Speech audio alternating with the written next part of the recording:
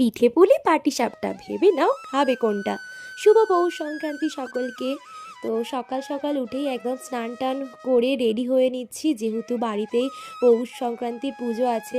আশা করছি তোমাদের অনেকের বাড়িতেই এই পুজো রয়েছে। তো সকাল সকাল তাই জন্য ঠাকুরের বাসন কোসন ধুতে হচ্ছে, ফুল তুলবো, পুজো করব, সমস্ত পুজোর জোগাড়জান্তি করতে হবে। আর এই দেখো আমাদের বাগানে কত সুন্দর সমস্ত ফুল ফুটেছে, শীতকালীন ফুল। আর এই জবা ফুলটাও রোজ একটা দুটো করে ফোটে।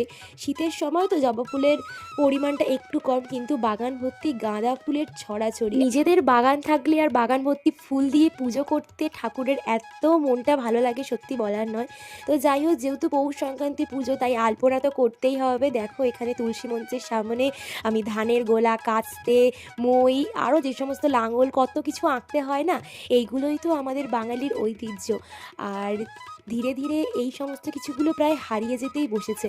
আমাদের এই জেনারেশন যদি এইগুলো ধরে রাখতে না পারি আমরা, পরবর্তী জেনারেশন তো কিছু বুঝবেই না এগুলোর। তাই এই সমস্ত ঐতিহ্যগুলোকে বাঁচিয়ে রাখাই কিন্তু আমাদের কর্তব্য। দেখো কি সুন্দর মা লক্ষ্মীর পায়ের পরগুলো এঁকেছি, তারপর ফুলগুলো ছড়িয়ে মাকে আহ্বান জানালাম, মা তুমি আমাদের বাড়িতে এসো, ঘরে ঘরে তুমি বিরাজমান হও।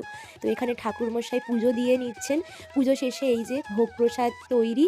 এবার এইখানে আমি ঠাকুরকে একটু ভালো করে প্রণাম করে নিলাম, পুজো দিলাম। ঠাকুরমশাই পুজো দিয়ে যাওয়ার পরও আমি ভালো করে একটু পুজো দিয়ে নিয়েছি। তো যাই হোক, এবার প্রসাদের থালাটা নিয়ে নিচে যাই।